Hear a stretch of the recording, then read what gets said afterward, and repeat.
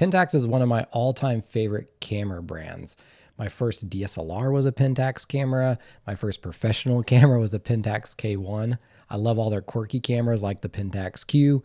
And then my favorite film camera to this day is still the Pentax MX SLR camera. So it's safe to say that Pentax cameras have been a huge part of my photographic journey. But it's no secret to anybody that Pentax has been struggling for years to capture new photographers and has a very small niche market share in the already pretty small camera industry.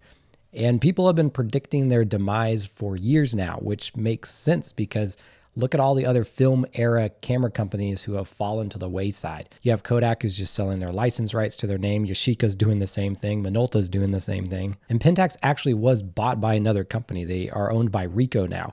But instead of disappearing like all these other companies or just appearing on cheap Chinese knockoff licensed products, they've been doing like okay for a really long time, which is surprising because if you look at their product lineups, they've tried everything. For the longest time, they were in APS-C DSLRs, built out a huge lens system for that. Their first full-frame DSLR was all the way into 2016. Their next one, 2018, and we still haven't gotten one since, so it's 8 years old now. They've made professional medium format landscape and portrait monsters with the 645D and Z series. They tried this tiny interchangeable lens system in the Q. They briefly tried mirrorless APS-C. We try to forget that one. And now they released a brand new film camera, half-frame film camera, the Pentax 17. So all over the place, they've tried things. And just to recap the last couple of years, they released the Pentax 17 film camera like a year and a half ago. Their last digital camera release was 3 years ago. Their last medium format digital camera was 12 years ago. And their last full frame camera, like I said, was 8 years ago. So what's the future for Pentax? Can they even survive another year? And what products could we expect from them? And what, as a diehard Pentax fan, would I like to see them do?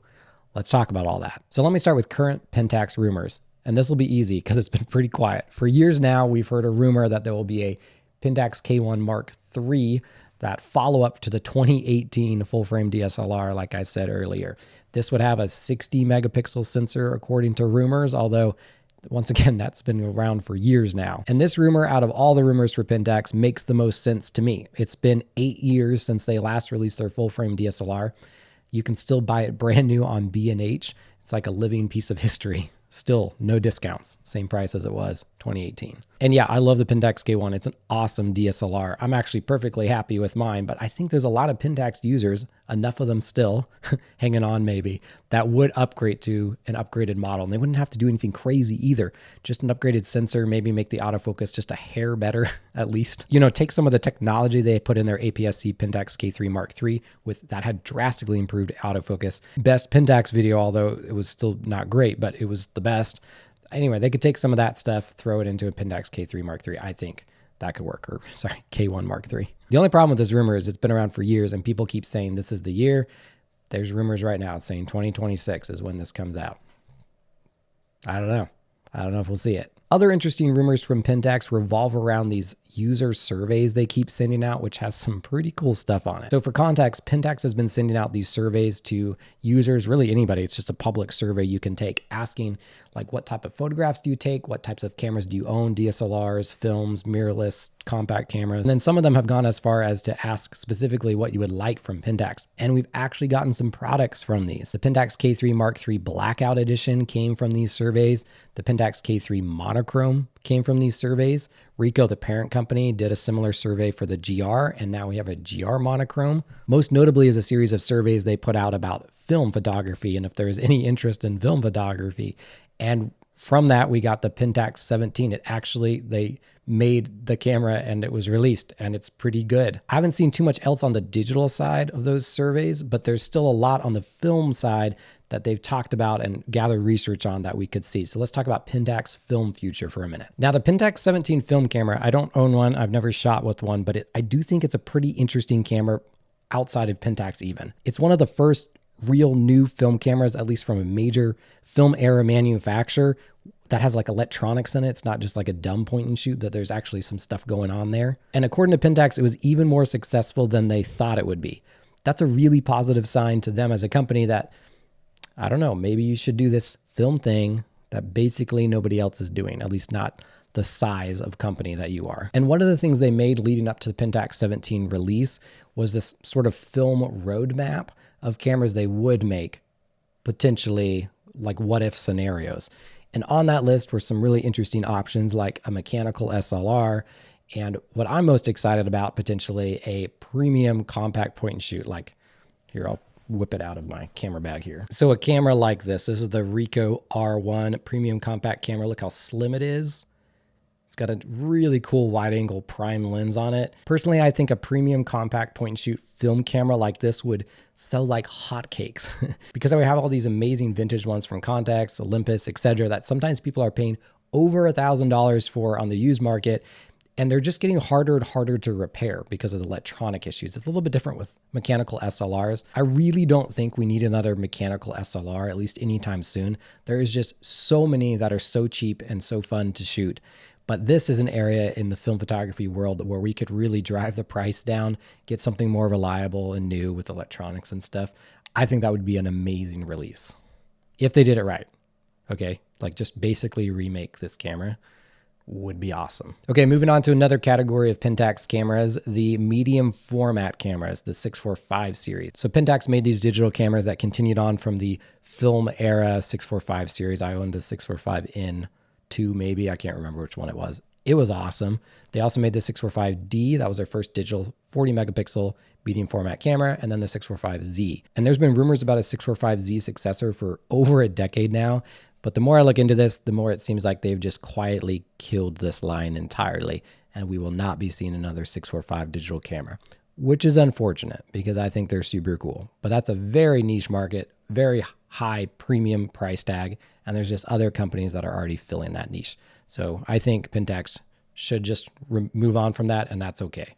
A little bit sad, but it's okay. Okay, James, since you're so smart, what do you think Pentax should do?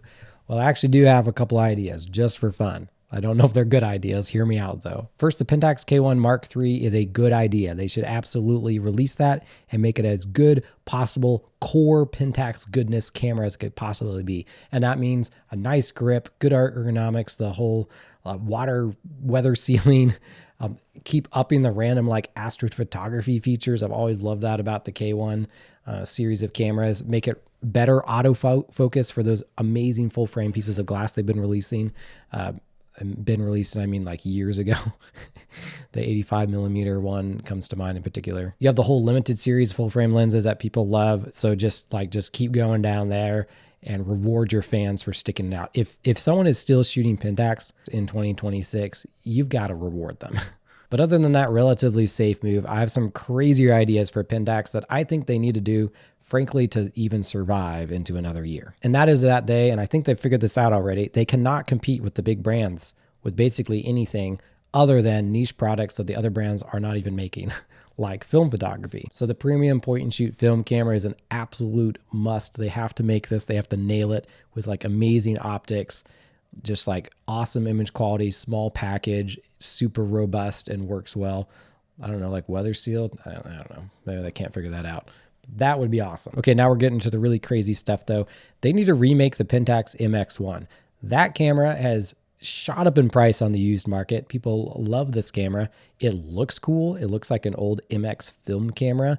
You got brassing going on. Bring back brassing. And then it's just a good camera. I owned one a long time ago. I really liked it. The one thing I didn't like was optically, it had horrible flare, like disgusting flare. So I think they can improve the optics on that. It could be something like the Pentax vintage version of the GR with something like an APS-C size sensor and that large prime lens. That would be cool. Or they could take it the MX1 route with a zoom lens and have a compact like 1-inch type sensor or something to compete with some of those other kind of premium compact cameras. I think if they get the looks right, once again, it's high quality enough and they get the price right, I just do not think you can fail with that camera nowadays. Point and shoots are making a big comeback right now. And then my craziest idea of all, they should consider bringing back the Pentax Q series cameras. We've done this weird arc in the photography world where we got smartphones and we just dumped point and shoots, but point and shoots are coming back. Every time I see young people walking around, they're carrying dedicated point and shoots that are way worse than their smartphone. Like kids do not care. Teenagers do not care. Young adults don't care. I'm getting too old to call myself a young adult, I guess.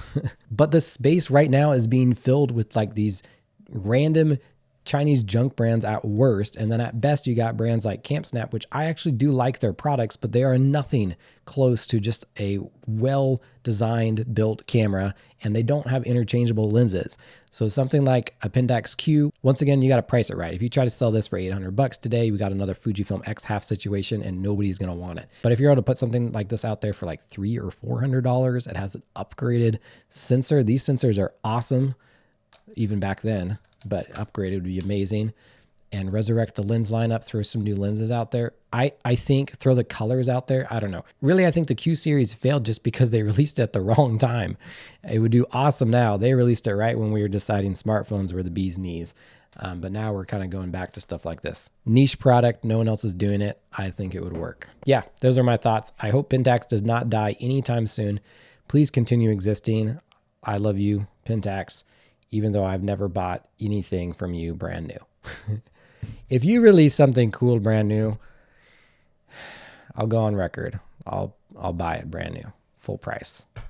Okay, deal? Deal. Tell me what your ideas are for Pentax and what you'd like to see from them. If you are still shooting Pentax, let me know in the comments. We can bond over that. And until next time, as always, happy snapping.